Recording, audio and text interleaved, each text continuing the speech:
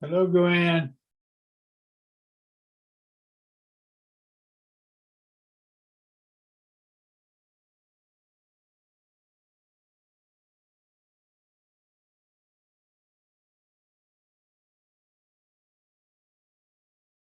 Hi, Monty. How are you?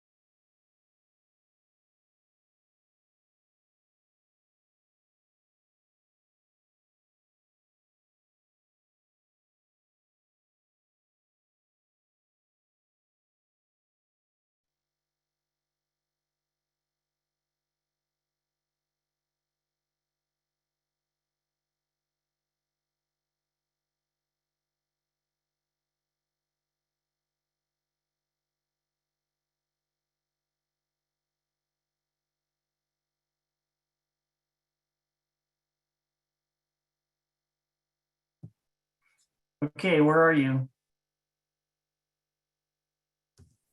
In my new home office / bedroom.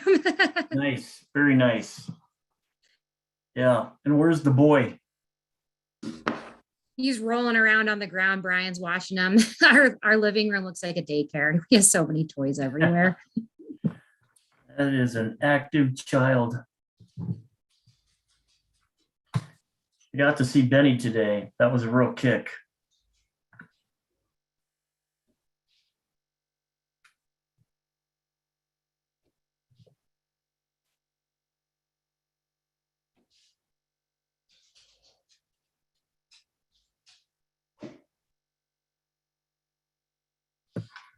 Well, Mr. Mayor, how are you? I am well, sir. Thank you. I'm trying to take a roll, and I was doing the same thing, and that's sort of a I think baffling exercise. I don't know if we have, last count I had, we only had 6. No quorum?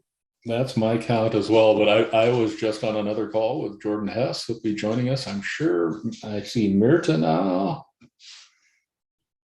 I count 7, and you need 7 or more. It's growing. It's Yeah. only 5:59, so.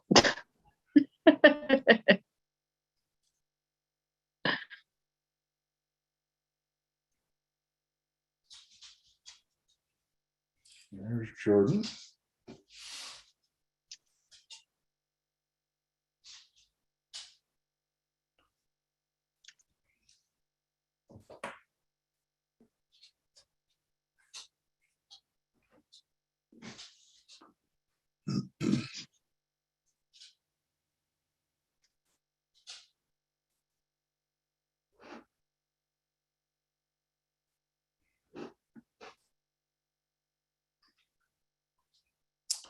Well, it is 6 o'clock, and I will call the Missoula City Council meeting of January 24th, 2022 to order. I will note for the record that all council members are present this evening at this time anyway, but for Ms. Savage, Ms. West, Ms. Anderson, and Ms. Jordan. But I will keep an eye out and add those folks as they come in. We have minutes of our last meeting, and without objection, they'll be approved. Seeing none, and I'll note that Ms. Savage is here.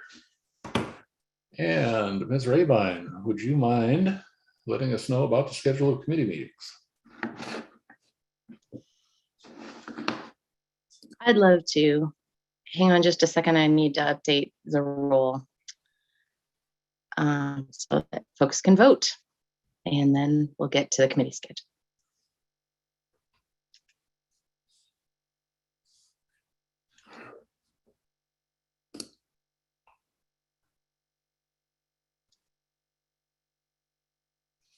And Ms. Anderson is here as well.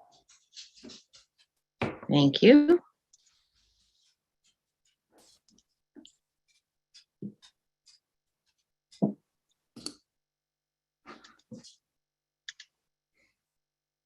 Alrighty, here we go. I'll share my screen. Hopefully I can find the committee schedule here.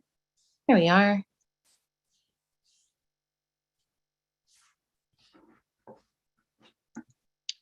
Okay, for folks who are watching tonight, we are setting up our committee meetings for January 26th. And there are no committee meetings on February 2nd. Administration and Finance Committee will be meeting on the 26th from 9:40 until 10:45 in the morning. They'll be considering ratifying a contract as well as amendments to the City Council rules. Public Safety and Health Committee will meet this coming Wednesday, the 26th, from 11 a.m. to 11:25. And an update from the health department on the current COVID-19 situation. Parks and Conservation Committee will be meeting on the 26th from 11:55 to 1:35. They'll be having an update from the Energy and Climate team, as well as taking up an appointment to that team. Public Works Committee will also meet this coming Wednesday from 1:50 in the afternoon to 2:50. And they'll be taking up 4 things. The first is to do a purchase agreement for traffic paint that goes on your streets. They'll be considering 3 bid awards for 3 water main projects located in the city.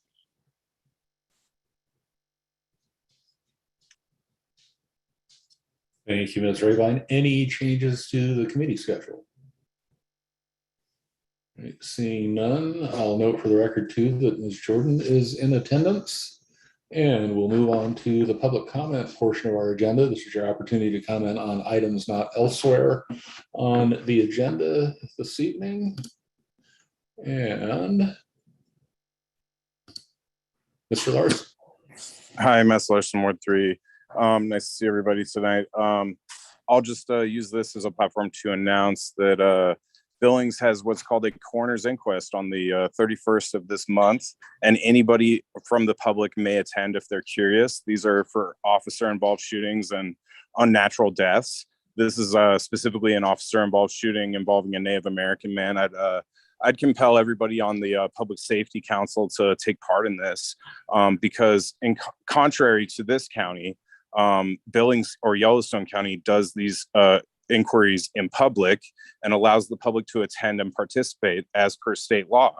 This does not happen in Missoula County, and Missoula County has had will have 2 lawsuits regarding this now. And so just wanted to make everybody aware that they can participate by that by Zoom or in person if they'd like.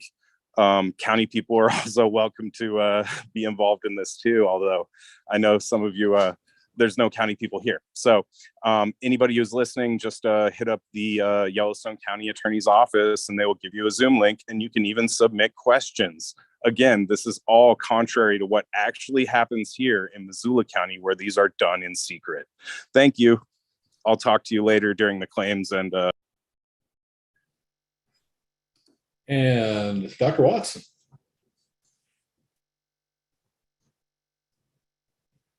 Vicky, you're muted if you're. Couldn't get the mouse to get on the unmute button, but finally the mouse agreed to do it. So hello, Mayor Engen and all you good people on the council. My name is Vicky Watson. Can you hear me okay? We can, thank Yes. you. Well, today is my birthday. I'm 69 and almost 40 of those years have been here in Missoula. And I like to celebrate by thanking the folks who have helped me have a good life. So I want to thank you and all of Missoula for working to make Missoula a healthy place where elders can stay active and continue to contribute to the community. We Missoulians have worked together to protect air and water quality, make Missoula bikeable and walkable, work for more safe, sustainable housing and healthcare that's affordable to all. There's still a lot to do in these efforts, especially with the rapid population growth we're seeing in climate change, but we are making progress, so thank you. Speaking of climate change, thank you for passing Missoula's clean electricity resolution. And I know that the new council members are just as committed to this goal as those of you who passed the resolution earlier. Climate change is already giving us longer fire and smoke seasons, harming homes and lungs. It's raising stream temperatures and harming our fisheries. The hotter, drier summers are harming agriculture, and worse is coming. So that clean electricity resolution is essential, but even more critical is real action to achieve its goals. And I'm delighted to see that Missoula has been taking real action, such as the solar panels on the jail, the plan for solar at our state-of-the-art wastewater treatment plant. Garden City Compost is keeping a lot of methane generating waste out of the landfill, and the Missoula bus system is winning national awards. Thank you, Missoula. But let's also look to ways we can encourage citizens to do their part. I know you're working on building codes and zoning to increase energy efficiency and conservation, especially in new construction. But let's also look to see if the building codes are making it hard to upgrade old construction. I just costed out converting my old house to all electric, cost approaching $50,000 to $60,000 which is what I paid for the house 40 years ago. I've already invested in many energy efficiency measures over the years, and I'm willing to do more. But one of the biggest costs was going to be moving the service panels to a new location, because I'm told the code says they can't continue to be above the porch, even though that's clearly the safest and most convenient location in this case. Hopefully that's something that's flexible, especially for an existing house. So check the building codes to determine if they make it hard to upgrade energy systems in old houses, and assess what's really necessary and allow flexibility in upgrading old buildings if possible. Another idea has to do with transportation. We want people to walk, bike, and bus whenever possible and not drive. So I wondered why an essential service like the Missoula COVID testing facility was placed out near the airport and a mile from the nearest bus stop. I wondered if it'd be possible to staff some more locations closer to city neighborhoods on different days of the weeks, perhaps one near the downtown bus transfer station. I shared those ideas with Councilman Dan Carlino, and he checked with Health Department Director Shane Barnett, who let us know that he is working on some more locations. He also asked Mountain Line to add a stop near the current test site. So thanks again for those quick responses. I have more suggestions, from a green burial option in Missoula to better protection for our riverfront, but time is short. So I will just finish by thanking the mayor and the council for their support of the We the People's Amendment, which calls for a constitutional amendment that says that corporations are not people, money is not speech. For we cannot make the big changes needed to tackle climate change or fight the pandemic or achieve social and environmental justice if big corporations can continue to outspend citizens in shaping policy. So thank you for recognizing that and supporting the We the People's Amendment. I don't think I'll have another 40 years in Missoula, but I know that the council and the community will do their best to make the coming years better for all of us. So thanks in advance. Thank you, Dr. Watson. Happy birthday. I hope you do have another 40 years in Missoula. Seeing no additional general public comment, we will move on to our consent agenda. Items here were approved unanimously in council committees. We save a little time on Monday evenings by considering these items all at once. Ms. Rabine will read the list of consent agenda items aloud. So folks participating via Zoom or watching on MCAT will know what we're considering. We'll take comment on these items before we vote. Ms. Rabine.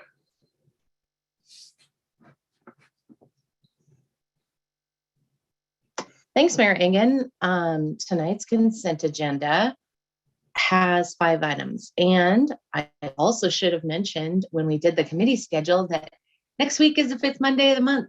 And City Council does not meet on the 5th. So that is one of the reasons why I said that there weren't any committee meetings on that first Monday in February. We are actually not meeting next week. So we would have a 2-week committee schedule, but all the meetings stacked up on this coming Wednesday. Everybody enjoy your Monday off and your next Wednesday for that matter. And let's take care of the agenda here. The first item is to ratify accounts payable in the amount of $2,700,485.31 for checks that are dated January 18th of 2022. Number 2 is to approve accounts amount of $392,602.62 for checks that are dated January 25th of 2022. Number 3 is to award the bid for the municipal court remodel to Dealer Construction of Missoula, Montana, the low bidder, in the amount of $210,631, and authorize the return bonds. Number 4 is to approve and authorize the mayor to sign a professional services agreement with WGM Group Incorporated for the South Hills stormwater improvements at a cost not to exceed $393,142.05. And finally, number 5 is to approve and authorize the mayor to sign a professional services agreement amendment number 3 with WGM Group Incorporated for the Mullen Road reconstruction project at a cost not to exceed $45,483. Thank you, Ms. Rabine. And anyone care to comment on the consent agenda? Mr. Larson. Yes, Matt Larson, Ward 3. My first issue is with the claims sheet. I see a $10,000 claim for design of a warming structure. I'm wondering where that warming structure is going to be and what's happening with the current temporary warming structure at Johnson Street.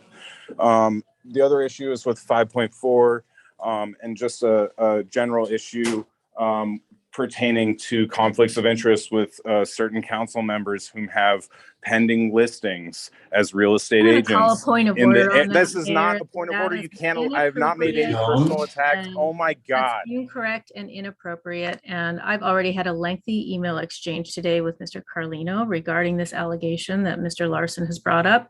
It's incorrect, it's unfactual, it's inappropriate, and I don't think this is the right venue in which any of that, which is not even true, should be vetted. Thank you, Ms. Jones.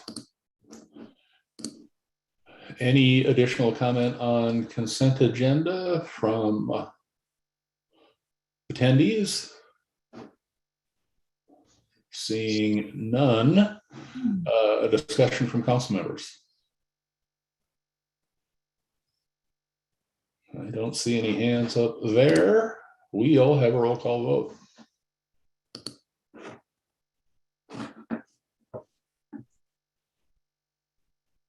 Okay, on the consent agenda, hang on just a second.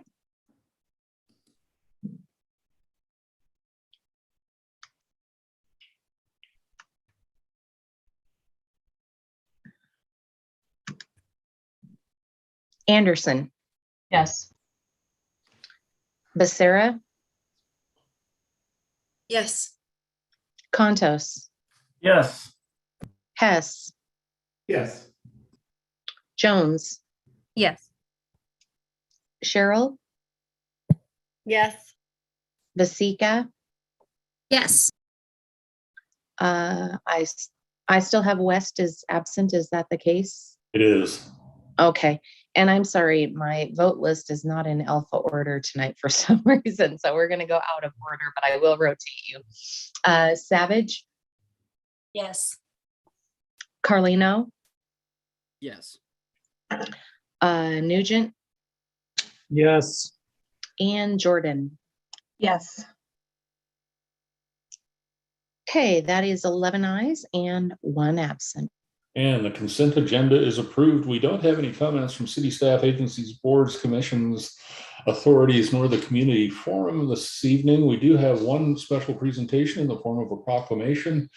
Whereas on November 8th, 2011, 74.67% of Missoula voters passed referendum 7653, urging our state and federal elected officials to amend the United States Constitution to state that corporations are not human beings. And whereas on November 6, 2012, 74.9% of Montana voters passed Initiative 166, asserting that the people of Montana regard money as property, not speech, and that the people of Montana regard the rights under the United States Constitution as rights of human beings, not rights of corporations, and called for a United States constitutional amendment. And whereas the well-being of Missoula's citizens is harmed with each passing year that the constitutional amendment is delayed, as our common good and our commonwealth is being redirected to the benefit of the few. And whereas the money that is overwhelming our elections and intimidating our candidates and elected officials makes it more and more difficult for the citizens of Missoula to protect the common good and our commonwealth. And whereas Missoula wishes to give evidence of our commitment every year until the United States Constitution is amended to say that corporations are not people and that money is not speech, and the proposed We the People amendment most clearly states that intent. Now therefore, I, John Engen, Mayor of the City of Missoula and the State of Montana, do hereby proclaim January 24th, 2022 as We the People Amendment Day in Missoula, Montana, and reaffirm our shared commitment. And I know that we have a few folks in our attendees group this evening who have long supported this effort, and I'm grateful to them. And Sue Kirchmeier is among them. Unmute. Got it. Yeah, thanks, Mayor Engen. Really appreciate being here. Thanks, City Council, for making time on the agenda tonight. Really appreciate it. Just have a few words, and I appreciate the opportunity. It's so different to be here on Zoom and not have a bunch of people to stand up with me, but it's still fun to see you all. As you know, we're marking the anniversary of the 2010 Supreme Court Citizens United decision that struck down our Montana Corrupt Practices Act that allowed us for 100 years to regulate the role of money and corporations both. So we're celebrating also the progress of the constitutional amendment because it will allow us to create an even playing field in our politics and allow us to better deal with the forces that divide us. Here's a brief update about the We the People Amendment. Here, let me do this. Let's see. Just a second. Thank you. It continues to progress in the U.S. House. There it's called HJR, House Joint Resolution 48. It has a dynamic sponsor, and now it has 86 co-sponsors. So it's still there and it's still growing. It's really exciting to be on the national level and progressing there. And each year when we come, it never gets what we'd say old, because the proclamation itself says so much that needs to be said. Because first it talks about unity when Missoula and Montana passed with 75% in favor. But then it also really talks about the urgency of the amendment being passed, because as time goes by, there's more and more harm to our community from just the wear and tear of money and politics. So when you look at,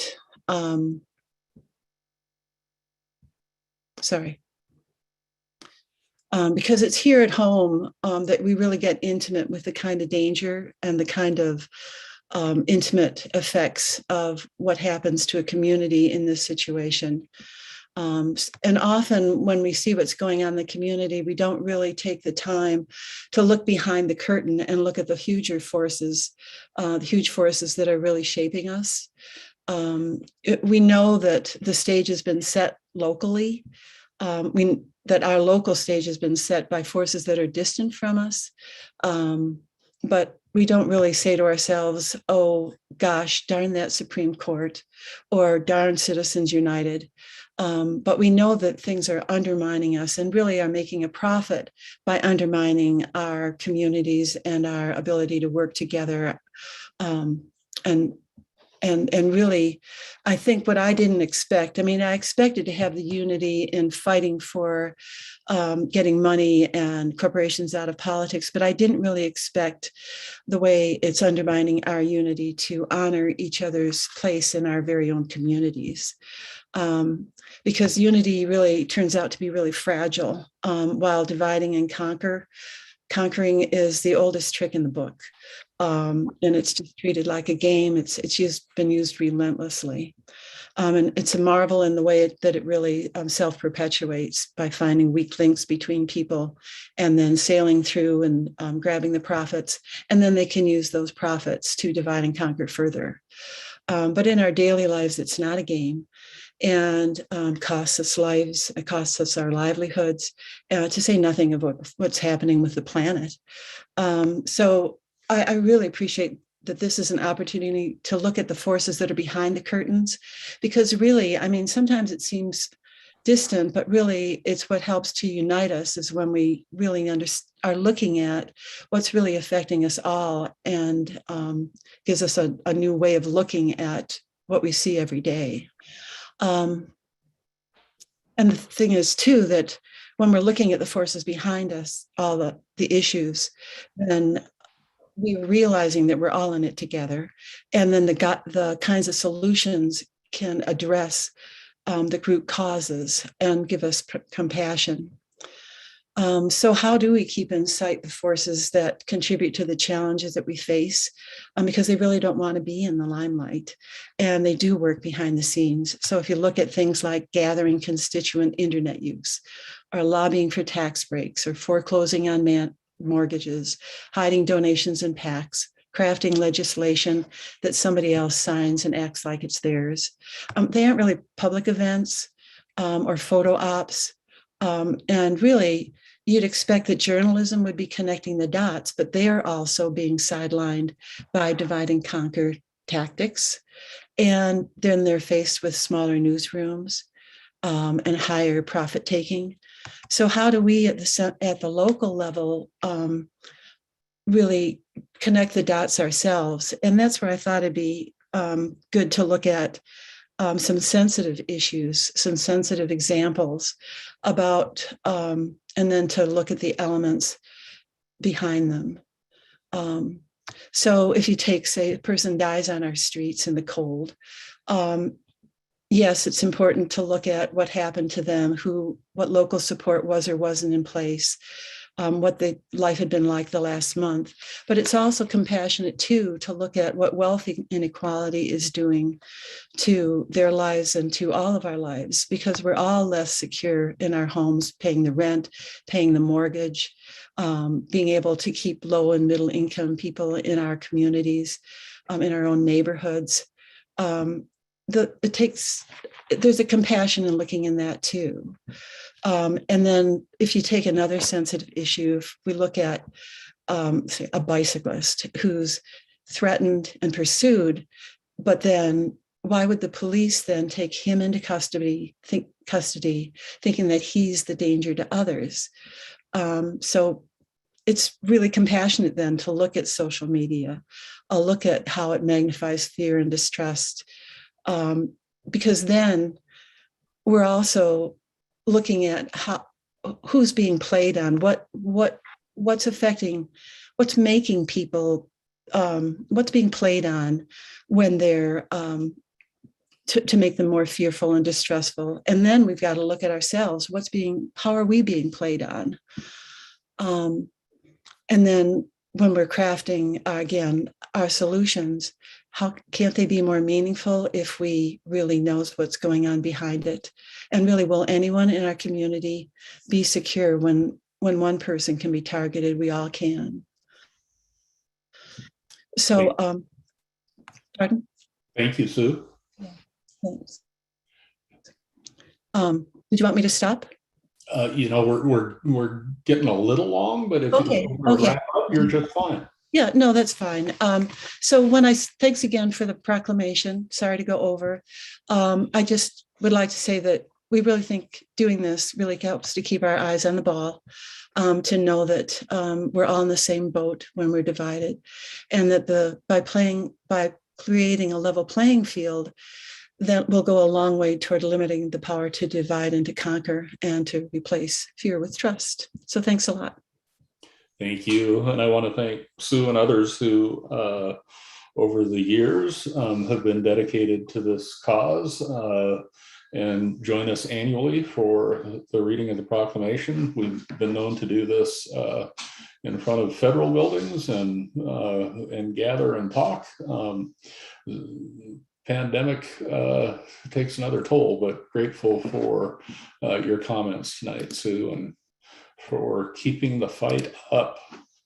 We will move on, ladies and gentlemen, to the public hearing portion of our agenda. State law and our own council rules set guidelines for inviting community comment in a formal way on a variety of issues. And following a staff report on each of these, council and I will invite comment. We have taken up the practice of holding our public hearings open for the week following the staff presentation and the opening of the public hearing. And council will consider these items at their next regular meeting 2 weeks hence. Our first public hearing this evening is on amendments to the Missoula Redevelopment Agency's fiscal 2021 budget. And our staff report this evening is coming from Ms. Buchanan. Is that you or is it Ms. Dunn? I think I'm going to start, John. There you are, Jill. Absolutely. Thank you. Can everybody see me and hear me okay? We can.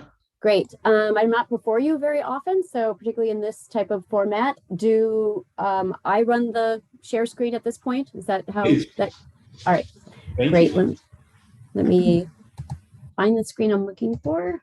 And so on the referral or on the city council agenda, you will see multiple documents attached to this item. This is the public hearing on the amendments to our fiscal year 2021, which was last fiscal year. So this is kind of the year-end amendments that we bring before you as part of our audit process. The MRA actually has a separate independent audit from the city of Missoula. And so we bring these before you. And hopefully, are you seeing the my PowerPoint presentation right now? We are, Jill. Yep. Great. So on the agenda, you'll have there's several documents. There's the referral, there is the resolution itself, there is a spreadsheet on the revenues, and that is a reconciliation that I do, and that's a long, very tiny print spreadsheet. And there's also a reconciliation that I did for the expenditure side, and that just ties back to the city's general ledger. So those are a little bit more like financial aspect of the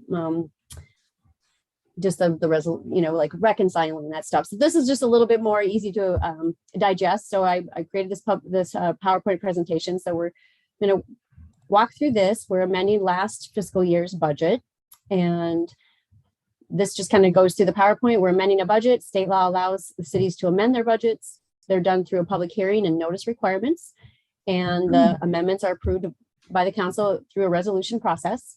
We're going to talk a little bit about MRA funding sources. Tax increment financing is our #1 funding source. We also get grants occasionally to work on some of our projects, and there's some state revenue that comes in. If you were to dig into the audit, you would see there's some reimbursements there that come to MRA through changes in the state law having to do with how taxes are collected. So if some revenue is changed, then we get some reimbursements, and the city does as well. This just for those out there that maybe are chiming in or zooming in for the first time or not familiar, the fiscal year for the city and MRA is a June 1st through or July 1st through June 30th fiscal year. I have a slide on our budget process timeline just to kind of reacquaint folks out there what that process is. And then these year-end amendments are required for our audit compliance.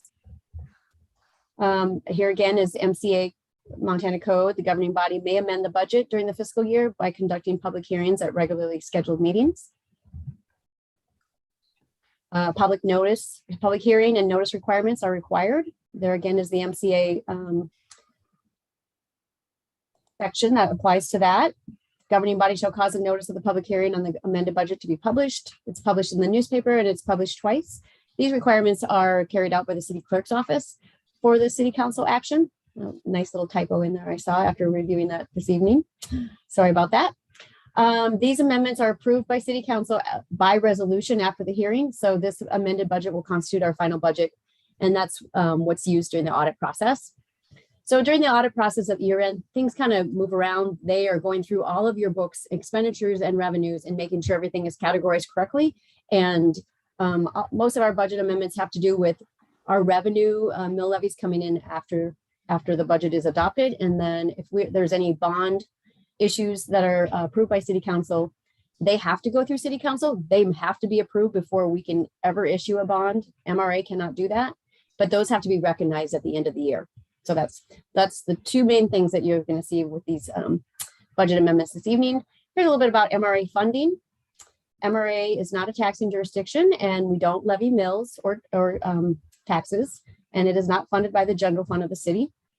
We have urban renewal districts that are funded through tax increment financing, and that's a provision authorized by state urban renewal law. And there is the section there for you. Real simply, tax increments revenue is calculated by the incremental value of the properties times the mill levies. The value of a property is set by the Department of Revenue, the Montana Department of Revenue, and then mill levies, of course, are set by our taxing jurisdictions. Tax increment revenue is used by each of our districts to fund eligible components. There again is the part of Montana Code that refers to that if people are interested in looking those up. And those are for urban rural projects that are reviewed by staff and approved by the MRA Board of Commissioners. Any acquisition of property or issuance of debt requires city council approval. And so we had some debt in this past fiscal year that was approved by city council for the acquisition of property. And so that's applicable. I don't really need to go through this, but this is a general budget timeline. There's new members of city council probably have gone through this as far as, learning about the process of the budget, but, it starts early in the year. I'm going to jump down here to, where the city departments present their budgets to the city budget committee of the whole. But then in August, that's when we get those taxable values from the Department of Revenue.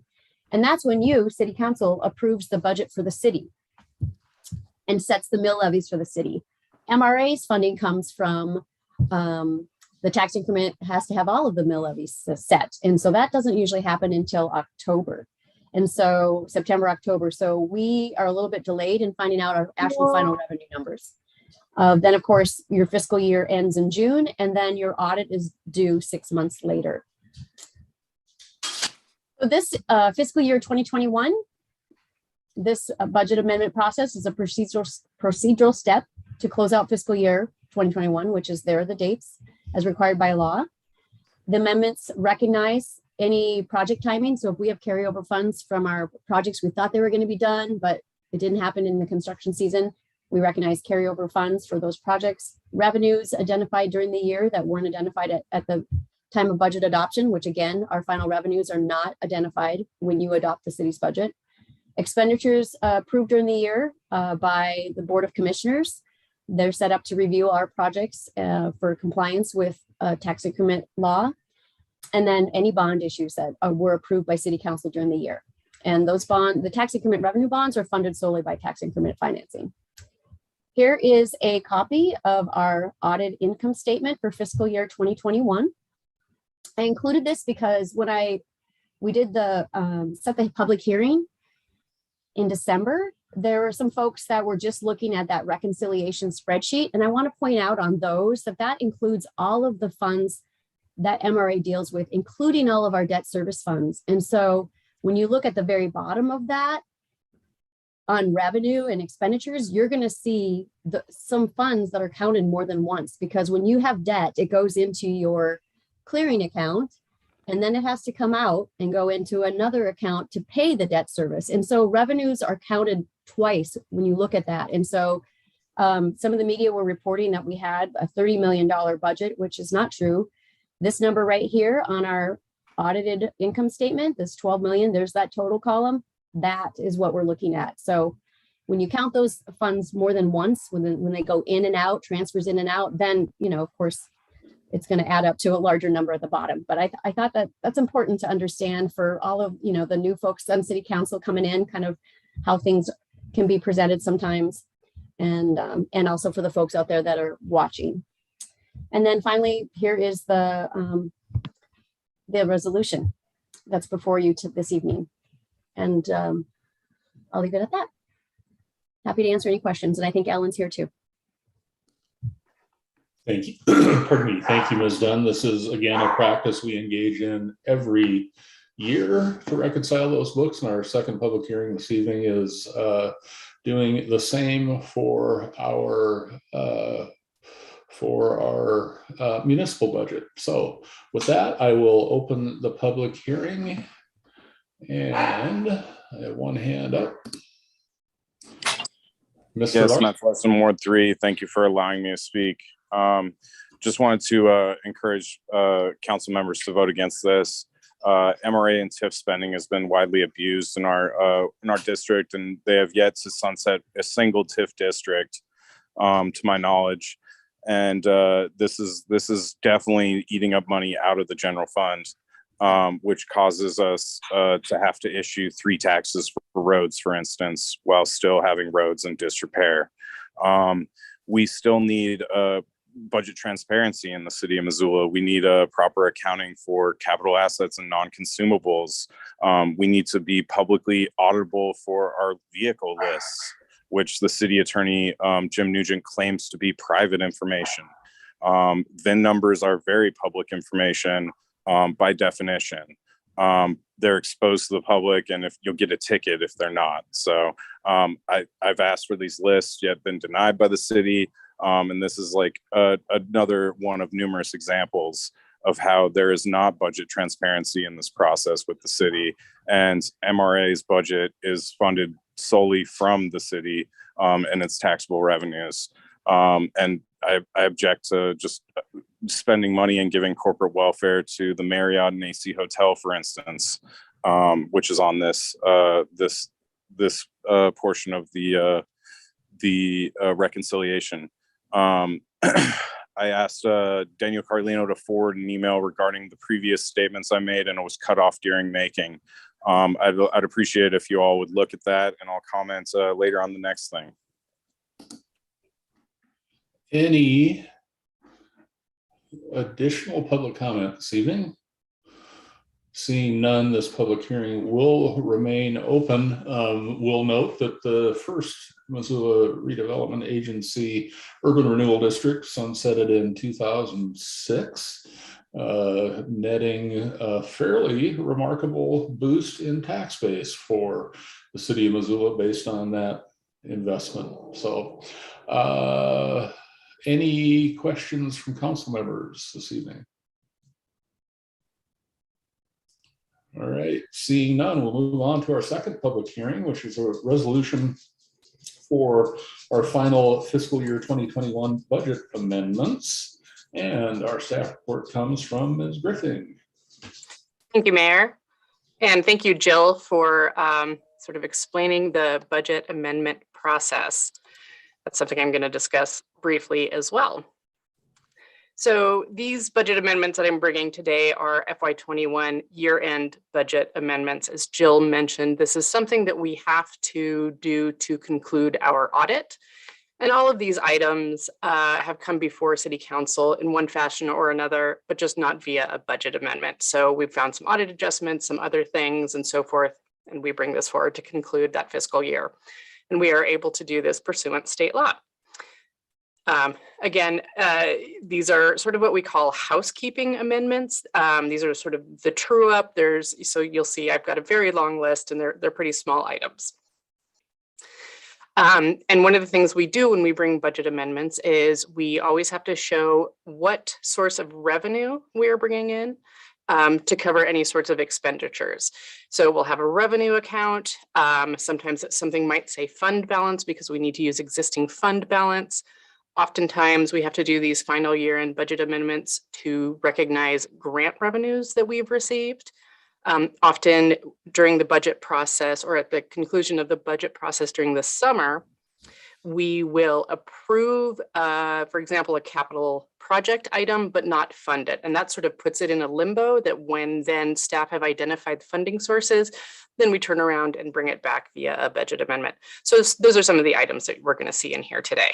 We also have down here in the debt service funds, these are starting at line 8, quite a bit of adjustments that just may have happened during the audit.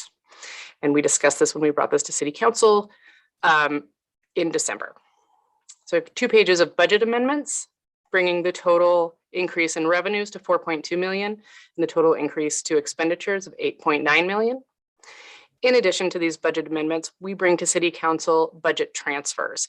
And this is just a piece of budget and accounting transparency. So if anybody were to go look at the budget that was approved back in August and then see the final budget numbers that are in the independent audit and why are those changes there? Sometimes they come from budget amendments, but also sometimes we just have to transfer budget authority between funds or between activities.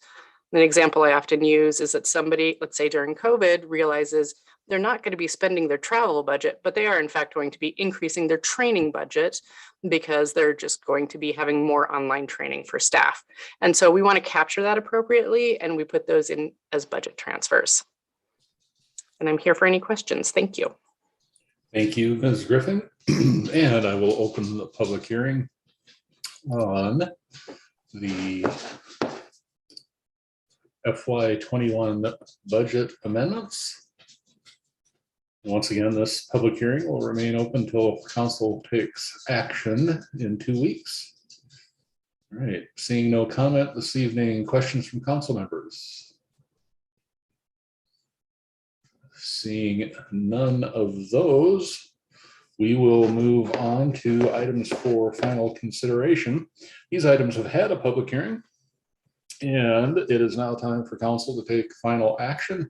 We have a number of items, in fact, 2 items this evening for final consideration. First is the master fee schedule for facility use reservations, permits, and programs for 2020 calendar year 2022. And I would entertain a motion, Ms. Cheryl. Yeah, thanks. I would recommend that we adopt a resolution revising the Parks and Recreation Master Fee Schedule for facility use, reservations, permits, and programs for 2022. And may I speak to it? You may. You know, these are fees, user-based fees, which I believe in. We all pay for our parks. Everyone in this city pays for parks, but some people do not use those facilities equally. So I think that these make sense. We've done them for as long as I know.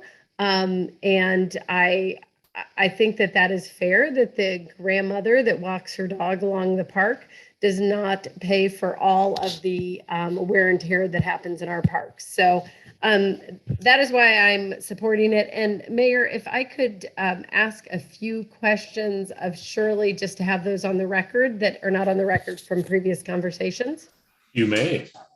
Thank you. So hi, Shirley, and thanks for being here tonight. You know, I understand that over the years that well, this year in particular, that our expenses and our labor have, you know, I think across industries, people would say this, that they've gone up in a way that we could not really have anticipated. And I know that is true for parks as well. So I want to start with that. But I'm hoping, I have 2 questions. One's a little complicated, and I don't know if you want to break it up as you had when we spoke, but I'm hoping you can address kind of the parks deficit and what that would be if we didn't do these fee increases. And I don't know if you want to do that by the different, you know, Aquatics and Fort Missoula, and if you want to divide that, but just kind of a general overview of that, I think would be helpful for the public and maybe for some counselors as well. Okay.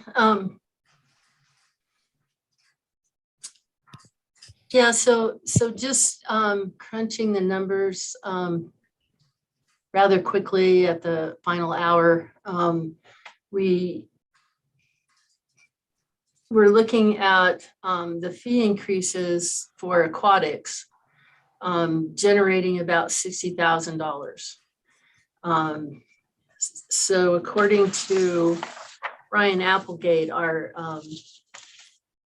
finance manager for the Parks and Recreation, we have a very complicated budget.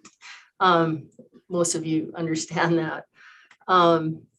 If we don't pass the increase for Aquatics by 2023, we'll be looking at right around a $150,000 deficit. So it's been building over the years, and we try really hard to keep our aquatics facilities open and as affordable as possible to everyone in this community.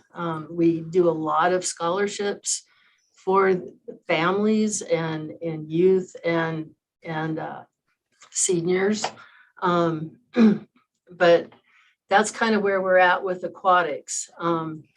The fort, if we don't pass the fees, we're looking at right around a $30,000 deficit, combined with triangle fields and the diamond fields, or triangle fields. I say that all the time.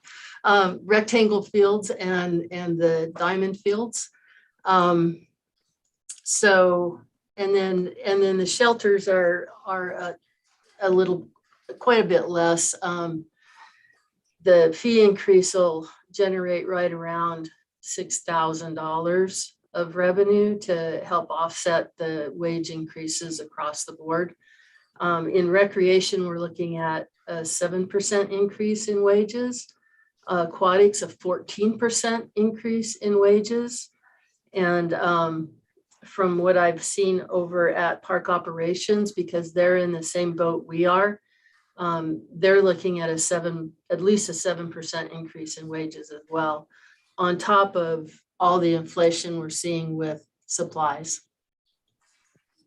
Thank you. And that was Shirley Kinsey for the record. Ms. Cheryl. Yeah, thanks. And I love the scholarship programs, and I love supporting anything that supports that. I think that's a really, really important thing for families, especially in the summer when kids are out of school. And I'm in full support of wage increases, and I'm glad that we can do that. I am confused by the triangle fields. I was wondering what was I missing as Parks Chair. So one other, just for the record, Shirley, if you don't mind, could you address kind of the outreach that you do and have done to the user groups that would be more affected by these changes in our schedule? Sure. So generally what we do is we decide what we need to change, either increase or decrease, and we put together a summary memo that reflects those changes. We email that out to all the user groups that normally rent from us, and all the people all the organizations that pull special use permits. So we try to do a big email blast and let them know where to find the master fee schedule on the web to review the whole document. Then with our large user groups, we like to do a face-to-face meeting with them. And so what we'll do is, this last year was a little different because we had the turf working group, which basically covered lacrosse, rugby, soccer, and ultimate frisbee. So we didn't do a specific user group meeting with them because they gave us recommendations in terms of what they wanted us to do. And so that's the fee increases based on the multi-use fields. With the softball groups, we reached out to our contacts at softball, with our MSA being our largest user and Christian Softball League being our second largest user. We set up meetings, invited them to the meetings, and when we do that, we expect our primary contact to invite who they want to be at the meeting, whether it's their entire board or it's up to them. They're the ones calling the shots in terms of who is at the meetings. So the MSA meeting happened, and then also Christian Softball League just happened this past week. All right. Thank you, Shirley. We have a motion on the floor. Is there further discussion on the motion? Mr. Carlino. Yes. So I just want to bring up that these fee increases will only bring in more revenue if more people, we wouldn't have to increase the fees if we just attracted more people to play sports. And these fee increases going up so drastically will also deter some people from being able to participate in Missoula sports. So I believe we should not increase these fees at such a rapid pace because it is pricing some Missoulians out of our public parks. And we got some emails about that. Just got an email from the president of the MSA, the Missoula Softball Association, that Shirley was just talking about, who was showing that the MSA is against these fee increases. Instead of increasing these fees at such a large portion, we could work to attract more teams. We could more evenly distribute the fee increases amongst all sports. Or we could fully fund Parks and Rec in the general fund. For example, tennis and pickleball haven't seen an increase in years, while our soccer community is facing a proposed increase of 52%. which soccer is the #1 sport enjoyed by refugees in Missoula as well. I recognize the 30% scholarship discount that can get approved by the Parks and Rec Board, and I appreciate that program being put into here. And I also appreciate raising everybody's wages who works for Parks and Rec along with this. However, I can't support the proposed fee increase the way it is currently, because I believe we could fund Parks and Rec in a more equitable way that allows people to still continue to play and to participate in affordable sports in Missoula. And the vast majority of the time, these public recreational fields are locked and not accessible to the public. So for the sake of equity in our parks and fields, I believe we must open up the gates to the community and make sure that we keep these fees affordable by fully funding Parks and Rec in the general fund, or by more equally distributing these fees amongst all sports. Thanks. Ms. Anderson. Thanks so much, Mr. Mayor. I will be supporting the fee increase. I do think it's important to point out, especially for new council members, that we were intentional in not raising our fee increases last year. So where these may feel like a larger than necessary fee increase this year, it really actually reflects 2 years of fee increases because of the pandemic and not wanting to increase fees, given last year was, we were still, this time last year, no one had vaccines and we had no idea when all of that was going to be rolling out.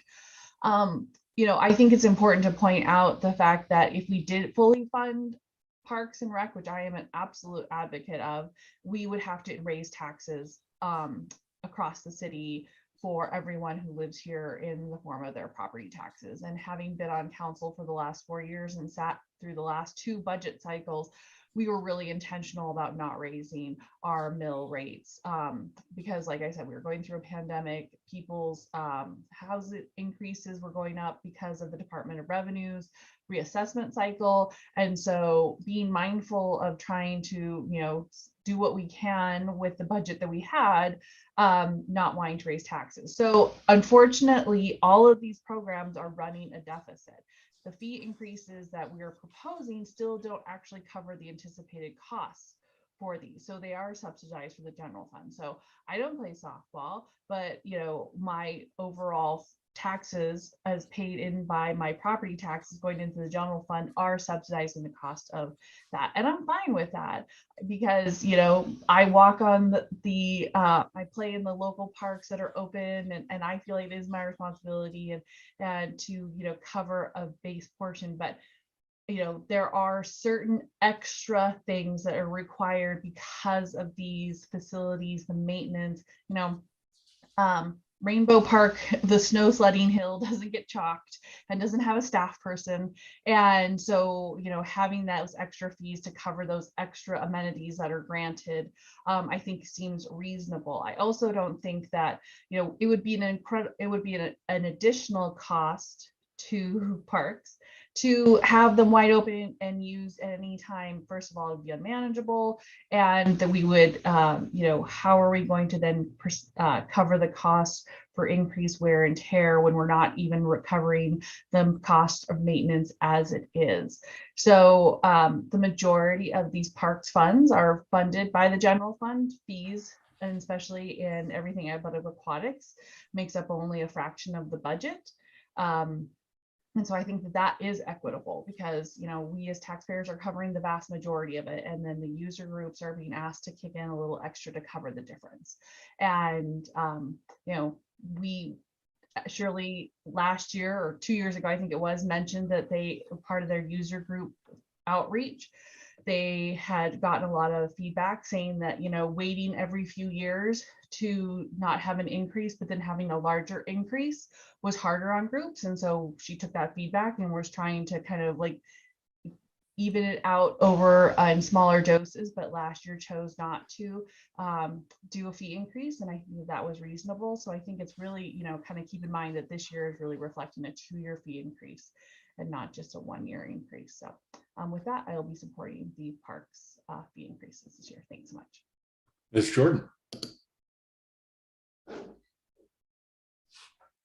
Thank you, Mr. Mayor. I have actually been really conflicted by these fee increases. I can see both sides of what's happening. I guess my big question is, actually I have a couple questions, if that's okay. We've received a lot of comment in the last week or so from people who are opposed to these fee increases. And I do have concerns that increased fees will reduce the volume of people using our parks. I also know that we're running a deficit in Parks and Rec. I also know that my property taxes went up by 25% this last year. And people are really struggling. I'm really conflicted by these fee increases. I would like to vote no, but I also know that we need the money for Parks and Recs. I really struggle with the fact that it's going to affect users, that it is not going to be an equitable increase. And I guess the main question that I have, and I'm sure that we covered this before, and being new and having so much information coming and going, I might have missed this, but my question is how did we focus, how were the fee increases calculated at such kind of an inequitable rate? So some of them went up really high, some of them haven't gone up at all. And I just would appreciate a little bit more information, and I know some of my constituents would as well. And I'm sure we've talked about this before, and I appreciate the rebrief. Thank you. Sure, and I'm happy to take a quick stab, and Shirley, if you want to add any detail, you're welcome to do that. So I think one of the things that's important to remember is that these facilities are used by specific groups who charge their members, generally speaking, and then pay fees for us. Many of these user groups have specific demands, and Shirley had mentioned the turf working group in particular. They are asking us for a higher standard or a higher level of service, as we call it. And in order to achieve that higher level of service, we are asking to, again, recover some of that cost, not all of it. Same holds true for softball. In some cases, while these organizations are not for profit, they have capacity to fundraise. They have capacity to make some additional sales, and I think Shirley would tell you that we have not experienced a decrease in use as a function of fee increases over the years, which we have done year after year, with a couple of notable exceptions. So we're largely trying to keep up in the cases where the increases are at a fairly high percentage, but still low dollar. We're trying to accommodate requests of user groups.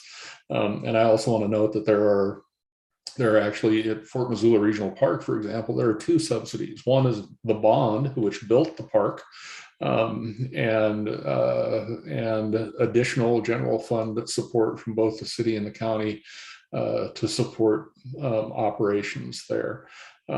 This, to me, is actually quite equitable, because there are individuals and organizations who aren't experiencing those increases, unless, again, it's a specific enterprise or costs have risen to the point that we can't sustain programming at a level of service.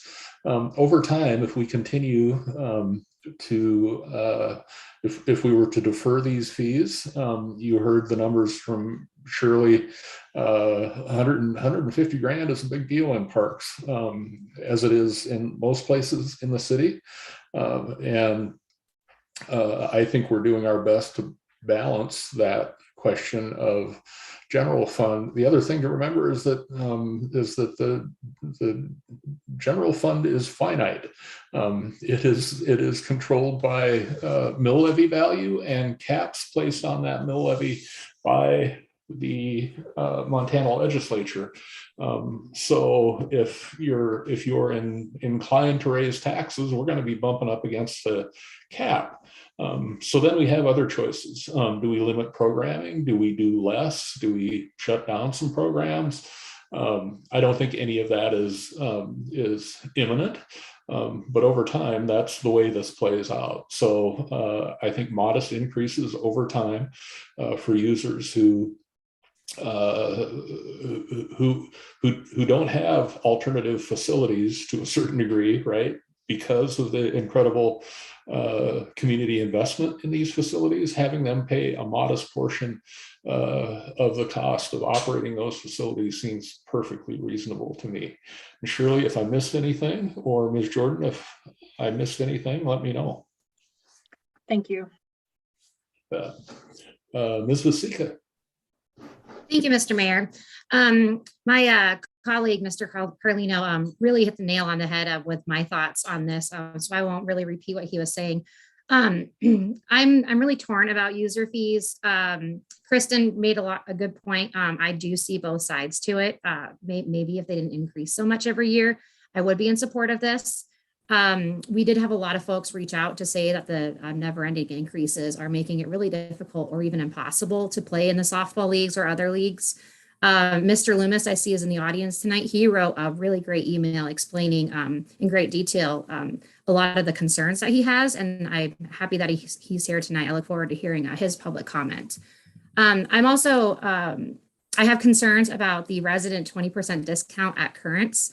It's really confusing because you pay $2 additional to get the 20% discount card, which I would understand if we actually got a card, but you don't. It's just something that's in the system that says you're a resident. So, and that's just, I don't know. I mean, give us the 20% discount or not, but don't make us pay extra to get it. It just bothers me.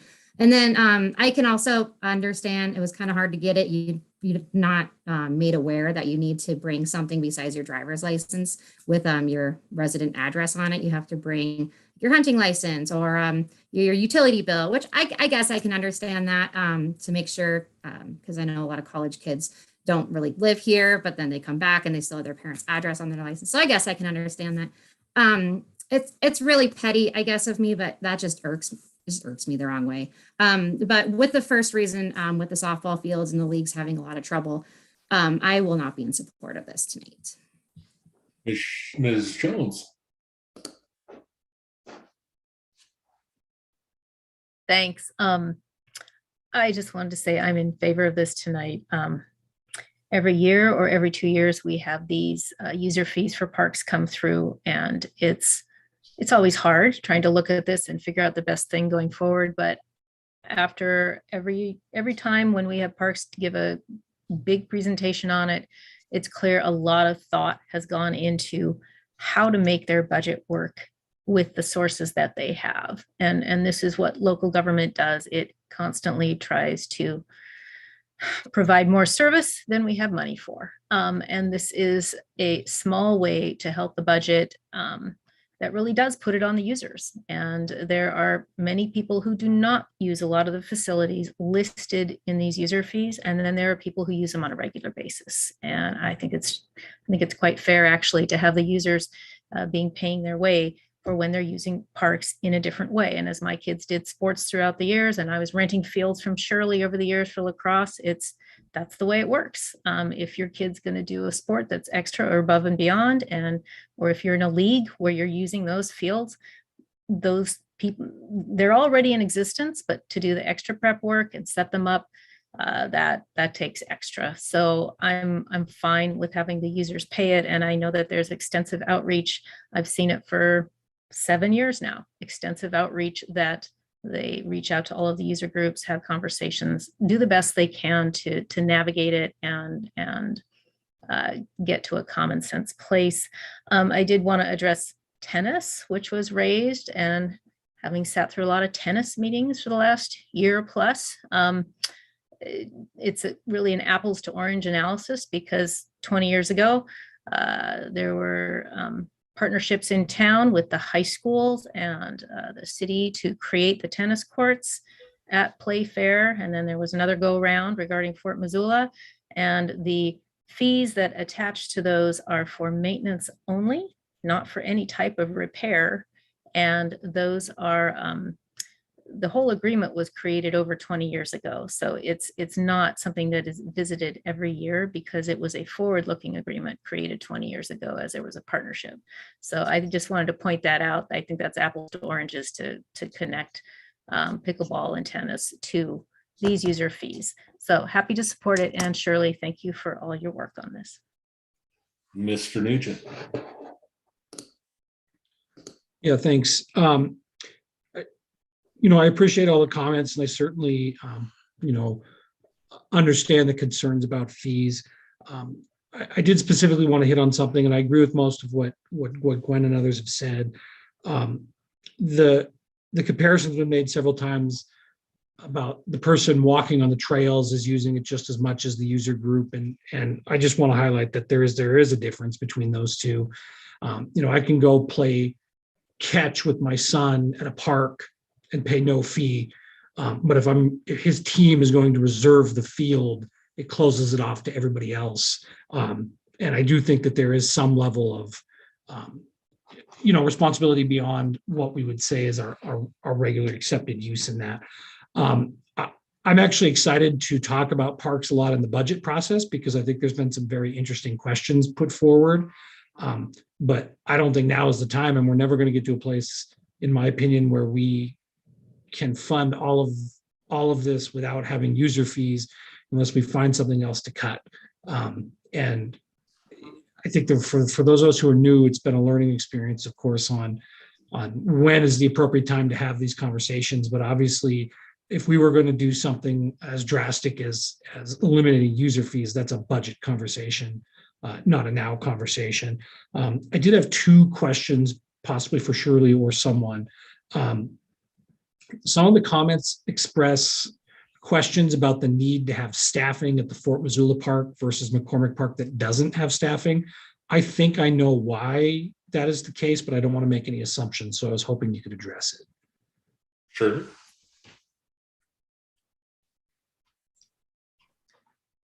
So we've got open fields that are just drop-in fields here at McCormick, and the twoplex at the Fort Missoula. You can drop in anytime and play on those fields. Generally, the fiveplex is locked. We've experienced a lot of vandalism, and I'm not going to point fingers at any one school. So it's difficult to lock facilities off. During this softball season, we prep early in the morning for our league games. That's the expectation of our softball players, that their fields are prepped. If we were to leave the gates open, anyone could walk in and basically undo all the prep that we did for those league games that night. These are quality, tournament quality fields. And in order to keep them that way, we put a site facilitator out there during use. They open, they close, and they walk around and ask people to pick up their garbage or pick up garbage. Sunflower seeds are garbage. Cigarette butts are garbage. There should be no glass out there. It's a constant, it's overseeing the facility and keeping it nice for everyone, and especially for the tournaments that come in. That's kind of what I thought, but I appreciate you spelling that out. Thanks, Shirley. Sure. And Ms. Jordan. Thank you, Mr. Mayor. I guess I just wanted to have one final comment saying that I will be voting yes tonight, but I would really like to make a concerted effort on some policy change around this space. And I don't mean to undermine the hard work of the city staff. I just know that we've gotten a lot of comments on this space, which means that some folks have been surprised by it. And I'd love to work on some really meaningful policy reform to ensure that folks are a little more comfortable with our fee increases. Thank you. Thank you. Mr. Hess. Thanks. So I guess this was probably one of the very first things I did when I was a new council member, and I've grappled with it ever since. It's a complex department that is run with a lot of users in mind. There's a lot of revenue streams and a lot of considerations, and I appreciate the discussion that we had in committee and tonight, and I appreciate all the moving parts that make this challenging. I guess on balance, I'm really proud of our parks department. I'm proud of the work that they do to keep parks accessible to all users through the scholarship program, through the scrutiny of all of these fees. And I do, I mean, I'd love to have, in an ideal world, of course, we wouldn't have user fees, and those would be, those costs would be borne through a broader support of the system, but it's not the financial reality that we live in with the tax system that we have in Montana. And so given what we have and given the priorities that we have, I'm really happy to support these. I find the staff work to be thorough. I find it to be the justifications to be compelling, and I appreciate people reaching out and providing feedback. It's important to advocate for your viewpoints, and those I've taken those into consideration, and on balance, I am happy to support this. I do have one request, and I think this should be part of our annual budget process. I think it would be great if we could, over time, shift the timeline for this so that it was something that we considered when we consider all the other budget requests in the summer. So that's something that maybe we can kick around over time and maybe see if that's feasible. Thank you, Mr. Hess. Thank you, Mr. Hess. Don't disagree. Seeing no additional council comment, got two hands up in the attendees. If you can keep your comments to 3 minutes, I'd be grateful. Mr. Loomis. Thank you, and I should be able to keep this a lot briefer than before. Good evening. Thank you again for letting me speak on behalf of not just myself, but a lot of users of city parks and rec facilities. For those that I haven't spoken with on council, it may be easy to forget or just not realize that although you are very easy to get a hold of, it's a simple email address. I think the general majority of the city and county residents and park users don't realize that. So this is just one of many issues where you're not going to hear from the majority of people that want to speak out against it. I'm not saying that's your fault. That's just a reality. I try to be as informed and researched as possible. You see, I can write a lot, and I'm sorry if there's any misinformation I've been given elsewhere. Shirley's done a great job emailing with myself and with others, clearing a few things up and giving more information that just wasn't available. But since you've heard plenty, I want to be brief. I asked respectively to please stop assuming what a nonprofit organization can and can't absorb regarding costs. Whether this involves this decision or any others, it's incredibly unfair.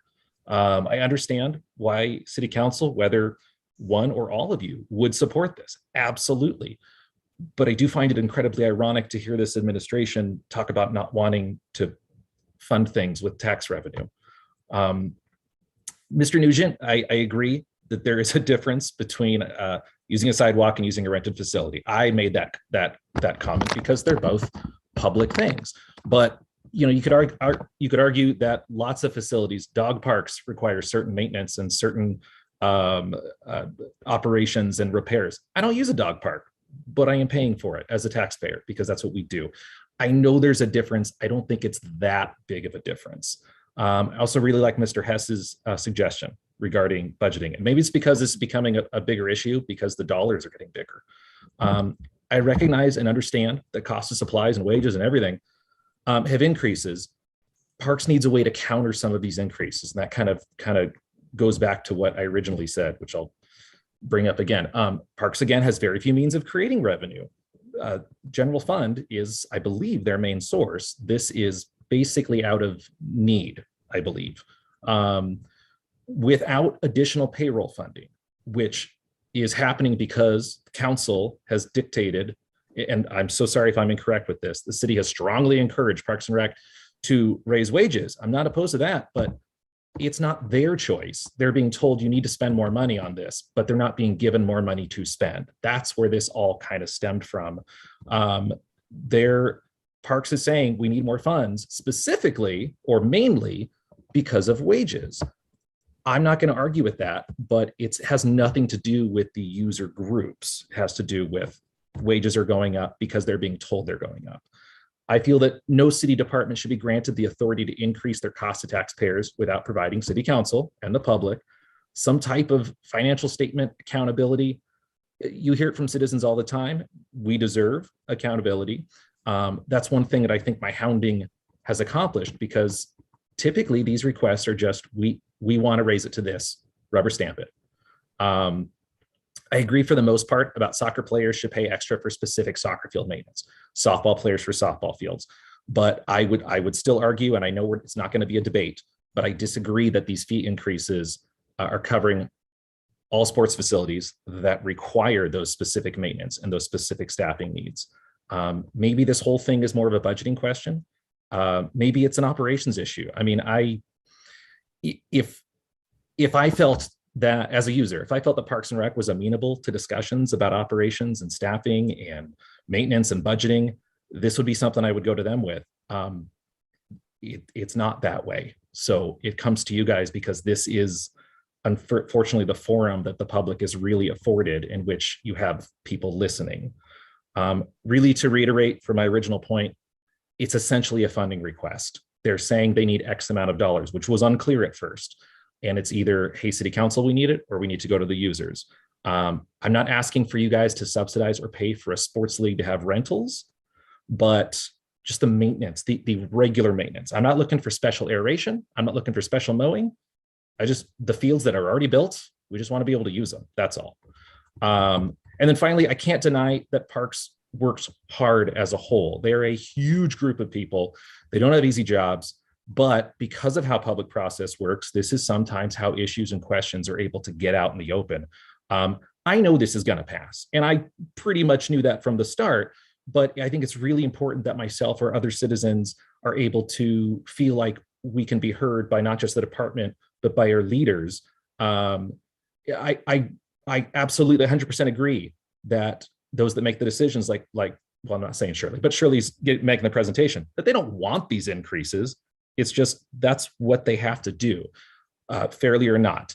I don't necessarily agree with the methods and reasoning behind it, but I do appreciate everybody's time, everybody's effort.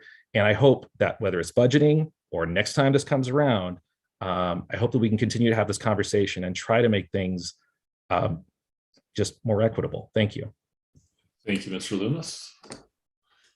Seeing no additional public comment, we've got a motion that is in order. We've had a public hearing. We'll have a roll call vote. Okay, on the master fee schedule for the Parks and Rec department, Becerra. Becerra? Yes. Contos? No. Hess? Yes. Jones? Yes. Cheryl? Yes. Vasika? No. Savage? Yes. Carlino? No. Nugent? Yes. Jordan? Was that Jordan? Kristen Jordan? Yes, sorry. Yes. Anderson? Yes. Would any of you like to change your vote?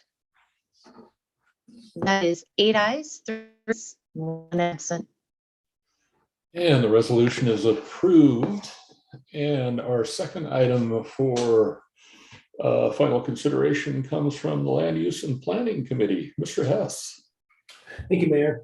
I move that we approve the Animal Services Veterinary Conditional Use Request located at 1914 South Reserve Street and 2432 North Avenue West in accordance with Missoula City Zoning Ordinance Title 20, Sections 20.10.020D, 20.85.070, and 20.105040A3, based on the findings of fact in the staff report and subject to the one condition of approval.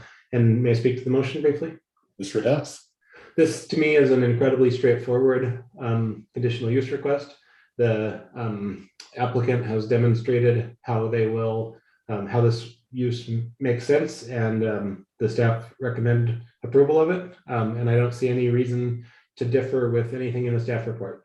So I'm supportive of the motion. And further discussion on the motion? Seeing none, anyone in the attendees care to comment? Seeing none there, we've had a public hearing and we'll have a roll call vote.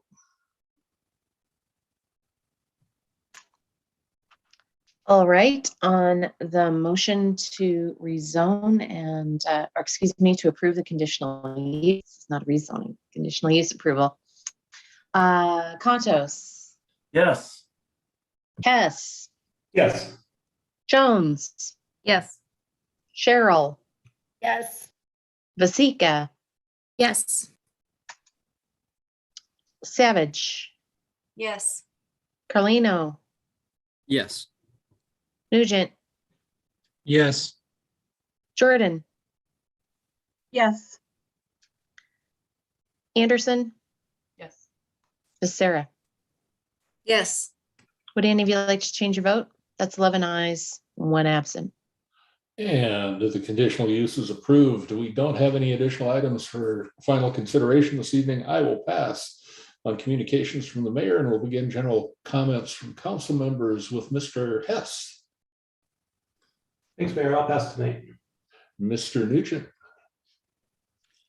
Thanks, Mayor. I had the opportunity to do a ride along with the Missoula Police Department on Friday, and I just want to say that it was a very educational experience, and I think the public will be surprised on so much of what they deal with is not what I think people would consider normal police work, and I was very impressed with their approach to sensitive issues and some mental health stuff that they came across, as well as some other emergencies. And I just felt like I would share that. I rode along with Officer Grotman and found it to be very professional. Ms. Jones. I'll pass. Thank you. Ms. Cheryl. I'll pass. Thanks. Ms. Becerra. I'll pass. Thank you. Ms. Savage. I'll pass as well. Thank you. Ms. Vasika. I'll pass. Thank you. Ms. Jordan. I'll pass. Thank you. Mr. Contos. I will not pass, but I agree with Mike. The police are absolutely amazing. And for any of you that have not done a ride along, it's an eye opener. We have a great police department. Thank you. Mr. Carlino. Yeah, I did a ride along with the police department as well. And it just happened to be the day that there was an armed robbery, and then it ended with 2 police cars getting hit by a train, which was quite the time, but it was very insightful. I agree. And I encourage everybody to do it. And I also did a ride along with our one of our other emergency response teams, the mobile support team. They're only running from 10 a.m. to 8 p.m. right now, which we've got mobile. We have mental health crises 24/7. So I just want to note that it'd be great if they had more funding to run to meet our community's needs. But it's a therapist and EMT who are simultaneously working together, and they're proactively calling people when there's no emergency calls, and they're checking in on Missoulians, and they're proactively saving us money and preventing crime. And I just encourage everybody to also do a ride along with them too. Thanks. Ms. Anderson. Thanks so much, Mr. Mayor. I'll just be very brief. Once again, scream into the void about please wear your masks and really consider actually staying home right now if you can. We are seeing an exponential increase in COVID cases. I would say that this is the point in the pandemic where I personally know the most amount of people who have COVID as of any other point up to this point. And so do what you can to keep your community safe. Just wear a simple mask, stay home if you can. This isn't over yet, and don't be fooled by the mild, people are saying Omicron is milder. It is not guaranteed. You can still get long COVID from it, and you can pass it to somebody who is immunocompromised and is just out there trying to get basic supplies while trying to take care of themselves. And I wouldn't want that responsibility on my shoulders. So please do what you can. Hopefully the light is at the end of the tunnel, but thanks so much for those who are doing the right thing. Thank you. Next item on our agenda are committee reports, and items here, pardon me, weren't approved unanimously in council committees. They come to the floor for a final vote. The chairperson of the standing committee over which the item in which the item resides will make a motion, and we'll invite comment. Our sole committee report this evening happens in Public Works. Ms. Becerra. Thank you, Mayor. I move that we adopt a resolution to order right-of-way improvements, project 20-063 Eaton Street, Phase 1. That's from 7th Street West to 13th Street West. Thank you, Ms. Becerra. That motion is in order. Is there a discussion on the motion? Mr. Carlino. Thanks. Yeah, I do want this sidewalk built, and I'd like to see us complete our sidewalk and boulevard system across the city for good community benefit. However, I am concerned about the methods that the city is using to help fund sidewalks, like in this example here. With over 40% of Americans not having enough savings to cover $400 emergency expense, and that story being the same in Missoula, sidewalk costs should not be the emergency expense that tips Missoulians over the financial edge. Giving a bill to Missoulians in the cost of thousands of dollars for a sidewalk adjacent to their home doesn't make sense as the best, most equitable funding system. This is a high cost bill to put on residents, and the system is not, and I just think that we need to, I just think the system is not the best, and we have other options to fund sidewalks.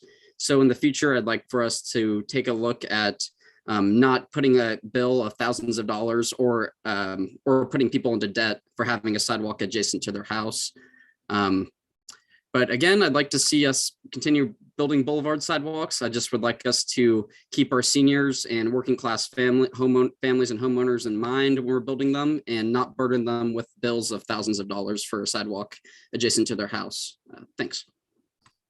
Ms. Jordan.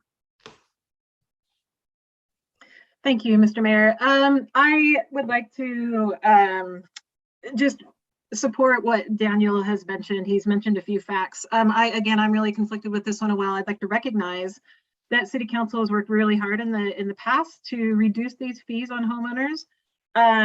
I also know that if I got a bill like this, it would ruin me financially. I would like to, and again, I apologize for my newness, but I'd like to move that we send this back to committee. I think that there are some funding options that we haven't explored all the way, and I would like to just have one more chance to discuss those in depth before I vote yes or no on this. I also know that sidewalks are incredibly important. This is in my ward. I've heard from constituents who want these sidewalks, and I've also heard from constituents who are worried about the fees.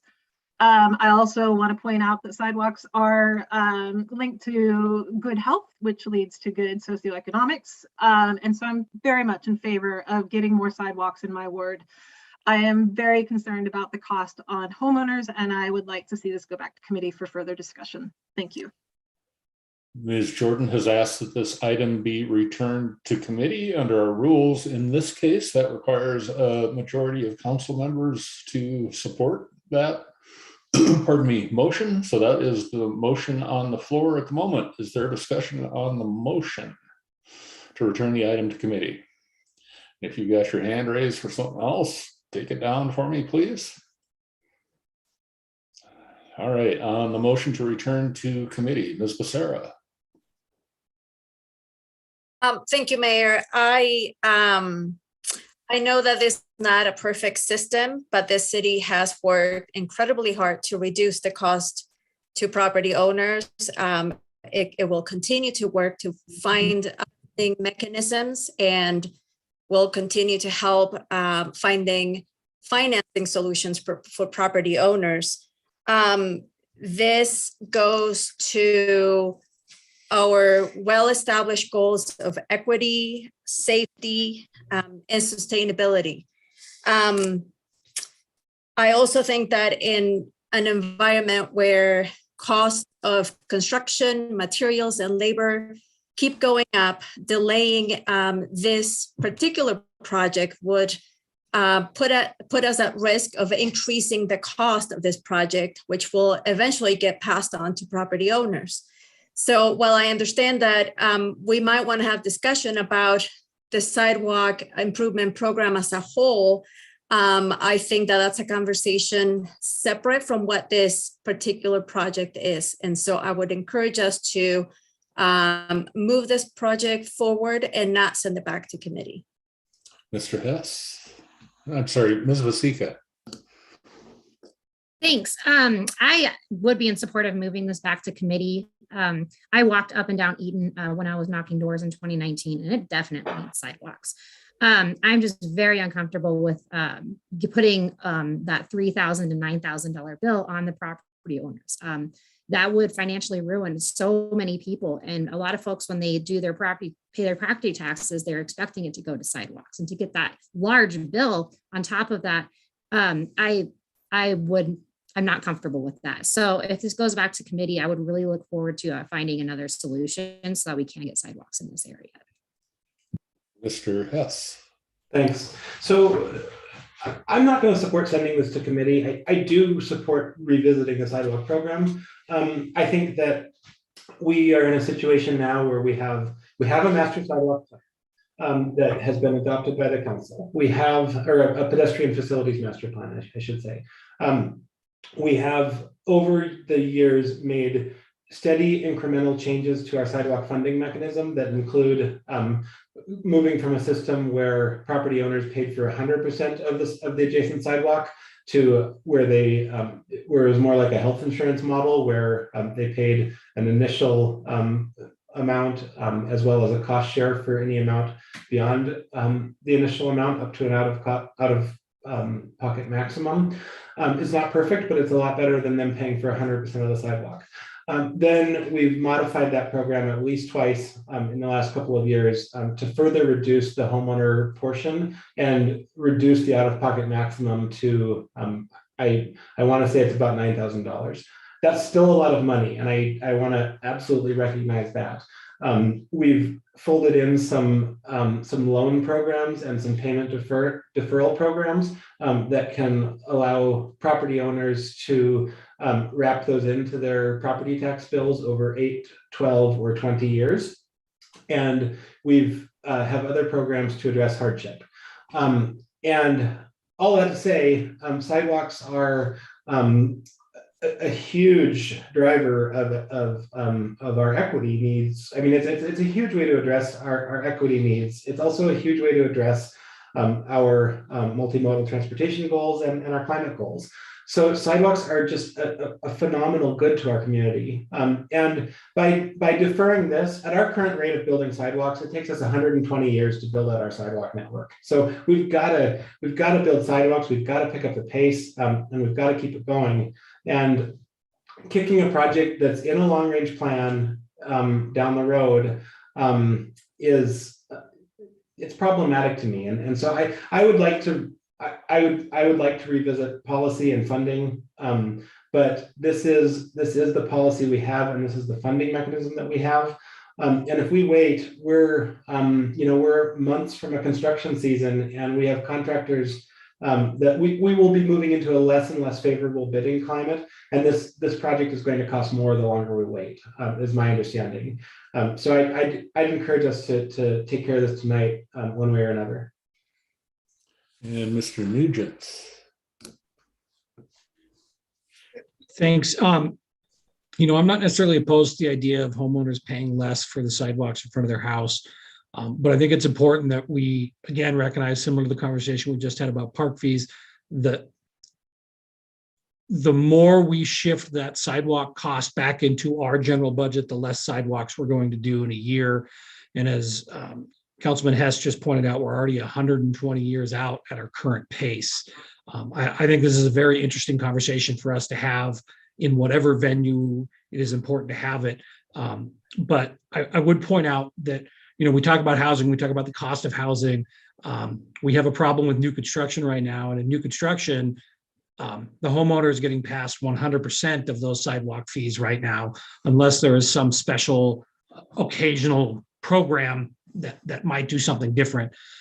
So I don't know that it is, equitable to say, if you're building a new construction or doing a new development when house is already expensive, you have to put this all in and it gets passed on the home buyer, but then we have a program already in place.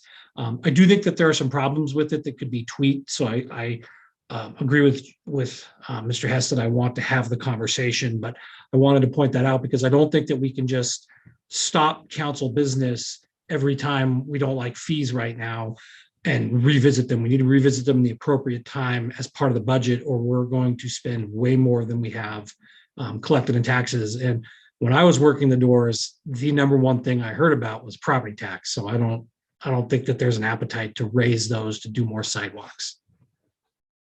Ms. Cheryl. Yeah, thanks. And I appreciate everyone's strife over this because sidewalks are something we need, but they are expensive and they are hard to fund. And I appreciate my board mate Mike's comments about no one has the appetite to raise taxes across the board. But for me, I'm not going to support sending this back because I think everyone's or some people have kind of outlined it. We are implementing the policy right now. We are not making the policy. I am happy to revisit the policy, and I would be thrilled if we can find some funding sources that we don't know about, or we can find some way for to make that better. But I think it is a mistake to piecemeal. And I think it is it becomes very inequitable if we're piecemealing project by project. So I do understand the strife that people feel around it, but I think that we are implementing policy. We are not making it. And I think, again, it's a mistake to piecemeal every week a project that we don't like or don't like based on what we think of that policy. This is the policy we have currently. Ms. Anderson. Thanks so much, Mr.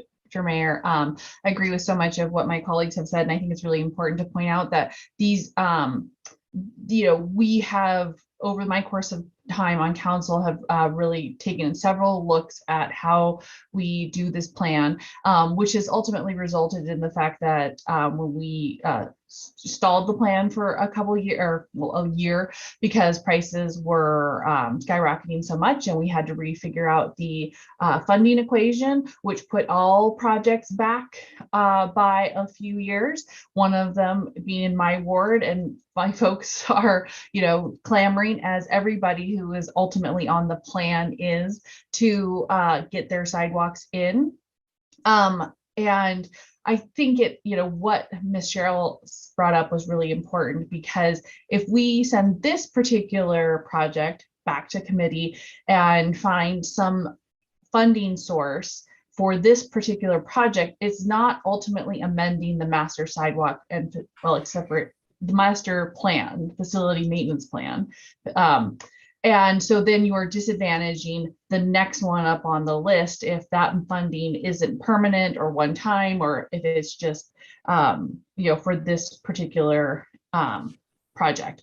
I think it's also important to point out that there's already money been put into this, that through the scoping work that the staff has done, the engineering plan, and we need to move this out to bid as quickly as possible to try to get the best bid to execute this project. So I think that I think many of us have demonstrated a willingness to revisit the entirety of the plan. But I also want to point out the fact that, you know, I specifically moved from my old house to my new house because I wanted sidewalks, and there was a cost increase to that. And as Mr. Nugent pointed out, if you're buying a brand new home, you are, you know, getting some of that cost. You're paying for that cost right away because the developer had to put everything in.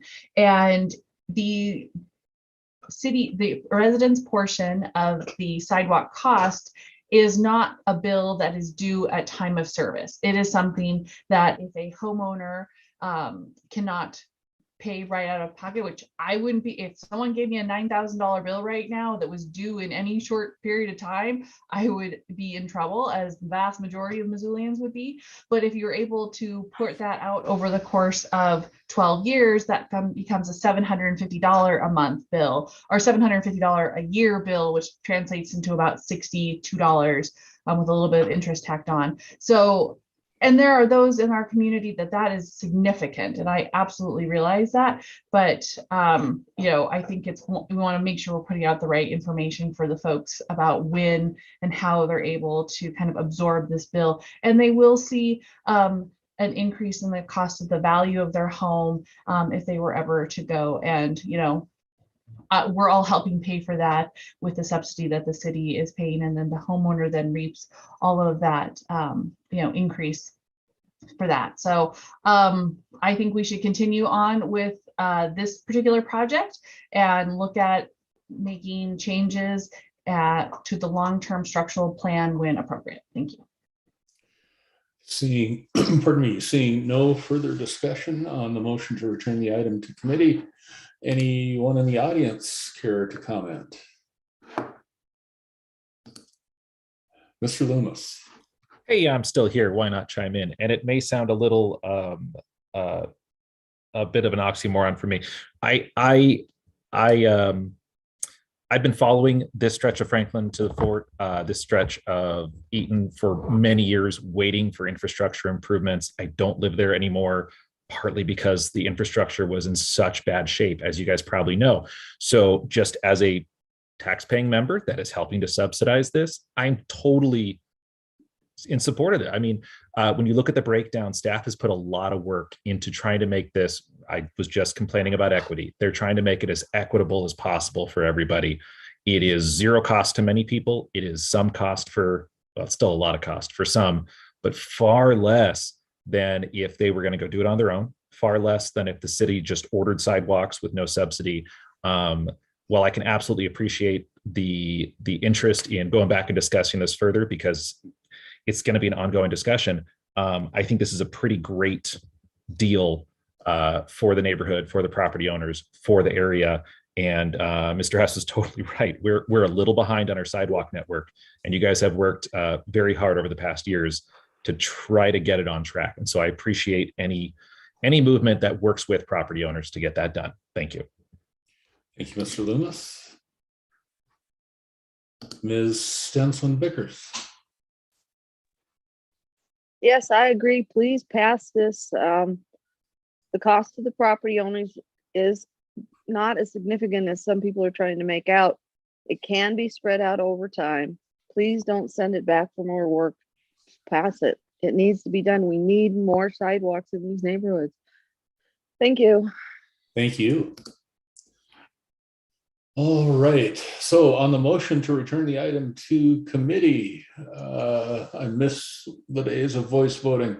Ms. Rapine, let's call the roll, please. Okay, on the motion to return, Hess. No. Jones. No. Cheryl. No. Basika. Yes. Savage. No. Carlino. Yes. Nugent. No. Jordan, Yes. Anderson, No. Becerra, No. Contos. Yes. Would any of you like to change your vote? That's 4 ayes and 7 nays. And the main motion is before the body. I am going to suggest that a horse left the barn, and you all largely debated the corpus of the motion while discussing the motion to return the item to committee. I ain't gonna stop you. I'm just saying. Ms. Jones on the motion. One should not be punished for waiting for the appropriate time to comment. I will keep it brief. I'm in favor of passing this. The sooner we get this out the door, the better price we're going to have for homeowners. So it's important. And I think there is, as was referenced, some conflating of implementing policy versus creating policy. I think a lot of people who have been on council have been very involved in that creating policy discussion. And I understand when new people come on board, it's important to get up to speed as well as have ownership in some of these policies. So for people who want to look at those policies, I think there's a lot of history, first of all, to dig into, a lot of history. And as Jordan has said, if we cut back on the amount that homeowners pay in, we will be doing less. So we've already had that discussion, actually. We have already cut back our capacity quite a bit while ramping up the city contribution as much as possible. Doesn't mean that that equation can't change, but I think tonight we need to get this out. And if there's a policy discussion in the future, it's really having that history and then taking a look at it with that context, because I'm not interested in starting over. I guess that's what people need to meet it where it is at. So thanks for bringing this, and I'm in favor of it. Ms. Jordan. Thank you, Mr. Mayor. I think that it's really important to always examine where we can make policy changes. I've heard quite a bit from different colleagues saying that this is a policy implementation rather than a policy development moment. And I want to thank my colleagues for going on the record saying that we need to address the inconsistencies and possible budgetary deficiencies of this particular policy. And I appreciate that. It means that we're going to have a really robust conversation about this later. But to say that right now is not the time to address policy, I think is short-sighted and frustrating. And that's what we're here to do. We're here to ask these questions. And we're here to say, hey, all this happened a while ago, or this happened yesterday, and today's a new day.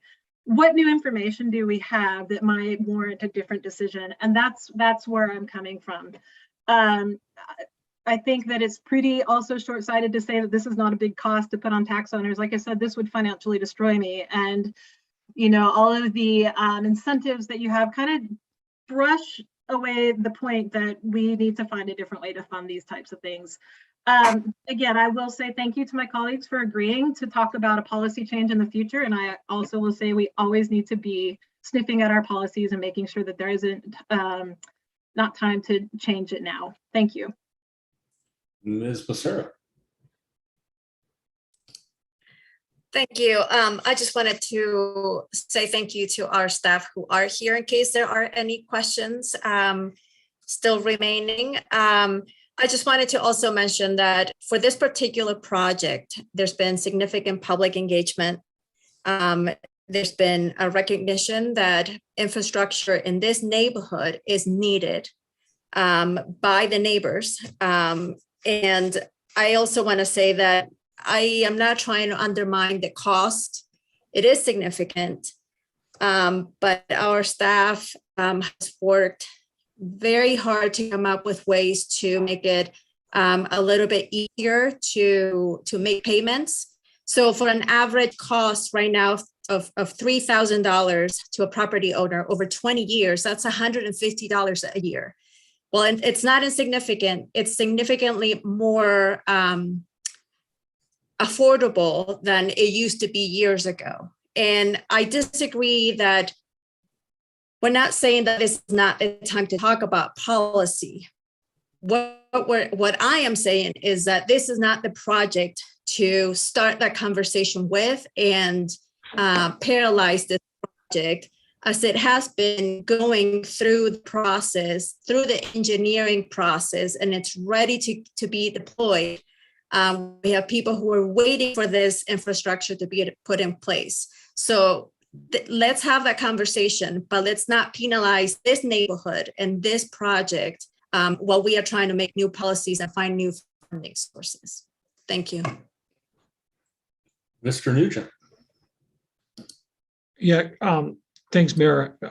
Councilwoman Jordan, I think you know that I enjoy our conversations and look forward to having this one. And I think that we'll find a lot of common ground and hopefully some good data to support. Where I'm coming from on not abandoning policy as we come into these conversations is that the staff has been working and spending time that they could have been spending on something else based on the direction that the council has given historically. And I know that being new, kind of learning some of that has been frustrating at times and a little bit of eye-opening, but I don't think that, I don't want to dismiss that time or make it feel like that wasn't useful. And I think we have to respect that as well. So. Ms. Vasika. Thanks. A question just popped up in my head. So with the talk with like a $7,000 bill over the course of 20 years, what happens if you move? Is the new property owner on the supposed to pay the rest of that, or how does that work? Mr. Syed.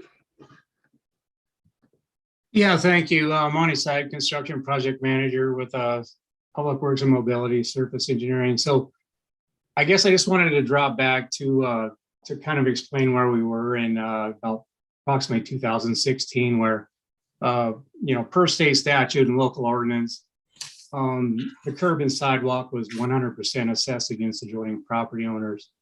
And since that time, we've made a lot of effort to try to pare that back and try to do what we can to keep these projects moving forward, acknowledging, the assessment to the adjoining property owner. So currently right now, a 1 and 2 family is capped at $3,500. And so that's up to $20,000 worth of work, which is pretty substantial. After that time, the total they would be assessed would be another $5,500. So $9,000 max. So in the example of Eaton Street, every one of the property owners, there's 61 property owners within the project. Every one of them is capped at $3,500. So we currently have an 8, 12, or 20-year program. So they could assess that amount over that term. We also have a low-income deferral program, which is eligible to those folks that are basically, it's based on the HUD, 80 percentile income for Missoula metropolitan area. So if they're eligible for that program, they can defer that amount to the time of the sale. So they would pay nothing until the time the home is sold. We also have a similar program. It's called the high assessment deferral. So those folks that multifamily, commercial, industrial it's a split funding kind of criteria. So they max out at $20,000, but then once they hit that cap, they pay the rest of that 100%. But they're also eligible for a high income deferral. So any one of those folks could defer that entire amount over $5,000 until that property is sold. So we have made a lot of effort to put out a lot of different programs, understanding it is a huge impact. So, it's a simple income, it's a simple loan deferral. So, our total interest rate has typically been about 4.5% to 5%, and that's simple interest. So, as they pay down principal, it rolls into their taxes. So every time they pay a biannual tax payment on that, that pay down principal. So it's not like a home loan. So they're only paying interest on the remaining principal. So I think we've made a lot of effort to try to make something that's reasonable. I do think that there's some direct benefit to an individual property owner when you don't see curb and sidewalk adjoining a property, and then you implement that project and you get that stuff on the ground. I I think it's hard to argue that there isn't some direct benefit to the adjoining property owner. And so I think that's where we're at with, you know, we've gone through this. We've had a couple different modifications to our financial assistance. You know, for 1 and 2 family, 3,500. I think that's you know, looking at today's construction costs, I think that's a pretty reasonable amount, to be honest. So, Monty, would you remind me, is this what's our instrument? Is this SID or individual contract? So this program is developed through state statute. So state statute allows us to assess curb, sidewalk, and alley approaches without implementing an SID. So it's a component of state statute and local ordinances that allows us to do that without developing SID. You know, like I said, back in 2016, you know, that program was 100% on property owners. And so I think we've made a big effort to try to reduce those costs. And so we're bringing road district and other funding sources to our program. We've also implemented some new programs, our Greenways program and stuff. So we're trying to pull our efforts to try to get some of this basic infrastructure on the ground. And yeah, it's, you know, we developed a master sidewalk plan in 2018. Yeah, there's a lot of need out there. Thanks, Monty. So to answer Ms. Vasika's question, the property owner is on the hook. And if they're wise, they will pass that hook on to their buyer. Yeah, that would be, you know, something that's discussed at the time of the sale. You know, it either stays with the property or it's negotiated at the time of the sale. Thank you. Ms. Cheryl. Yeah, thanks. And Monty, thank you for that. I think it's always important that we be reminded of the work that the staff does, you know, to find funding sources. I appreciate that, and I appreciate the history behind it. I just want to point out, I mean, if we were to just do this case by case, I think instead of following and implementing a policy that we have, it would be an incredible disservice to our taxpayers, because we would be wasting so much money and time of our staff.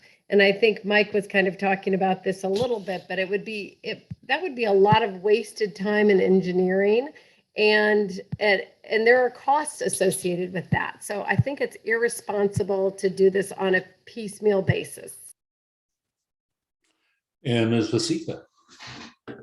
Thanks. And thanks, Monty, for that explanation. I really appreciate that and all the work that you and the staff do for this. It's just not sitting right with me to put on that cost to the property owners. So I'm unfortunately not going to be supporting this tonight. I do look forward to discussing other funding mechanisms in the future for sidewalks, because like I mentioned earlier, I'm a huge fan of sidewalks. I don't think that this is the proper way to do it. So during budget season, I look forward to having more conversations about that. And Mr. Carlino. Thanks.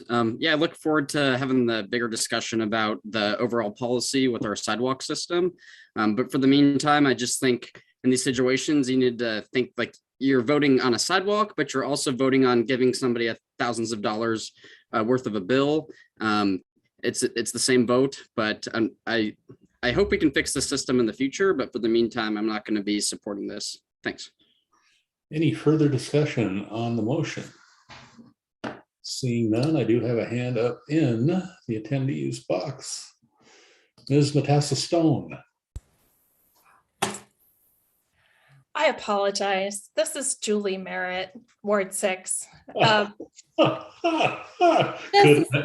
help yourself, Ms. Merritt. No, and I apologize that my name is not showing up correctly. My colleague and I share a Zoom account, and that's why Ms. Matassa Stone's name is showing up there.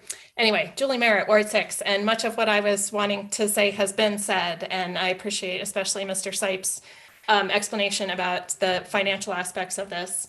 There has been a lot of concerted effort over the years to improve the financial situation around sidewalks. They cost a lot to put in.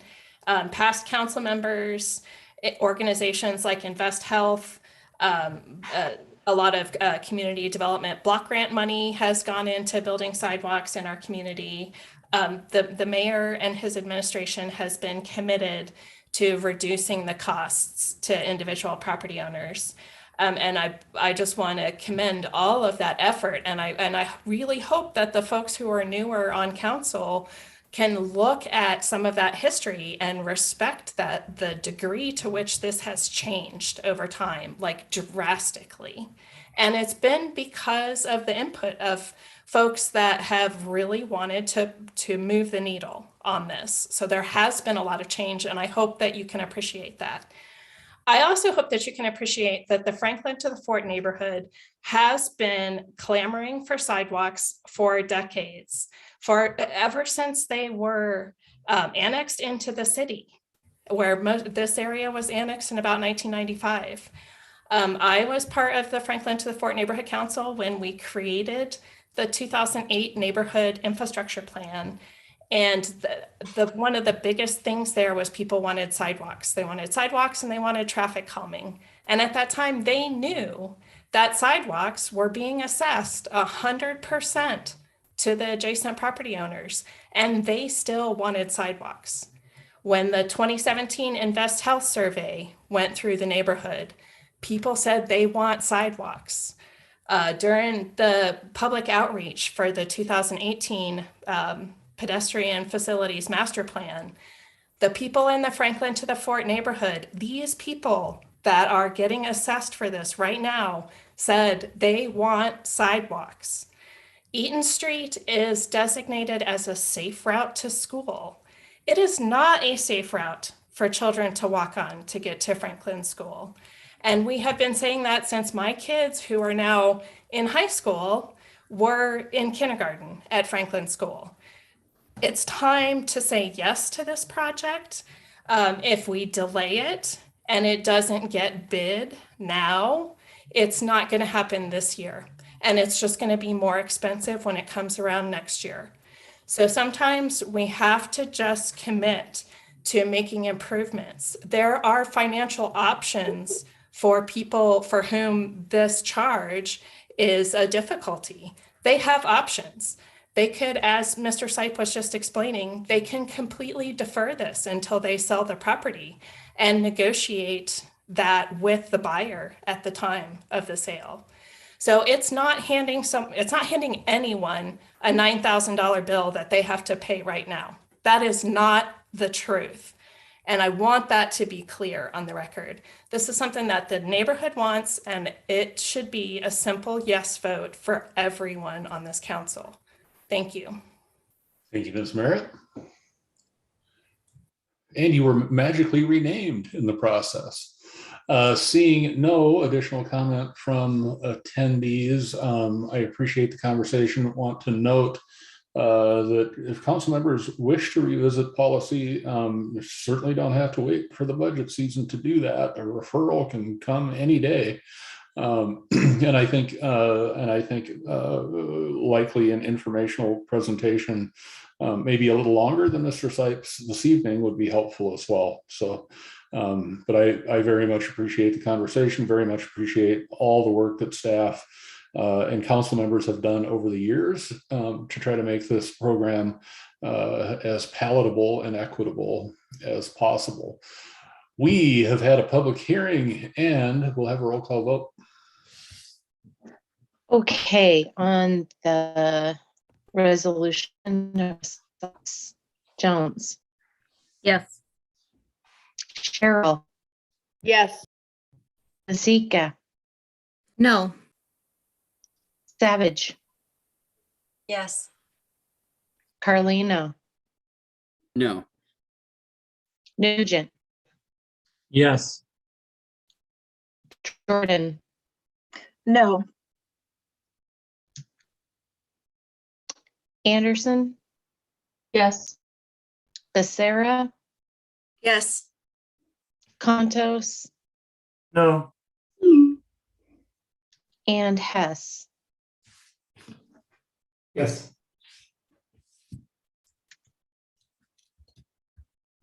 Okay, would any of you like to change your vote? 7 ayes and 4 nays and 1 absent. And the resolution is approved. We don't have any additional committee reports this evening, nor any new business. Any additional items to be referred tonight? Seeing none of those, any miscellaneous communications, petitions, reports, or announcements? Seeing none, as always, I thank you for your service, and we will be adjourned.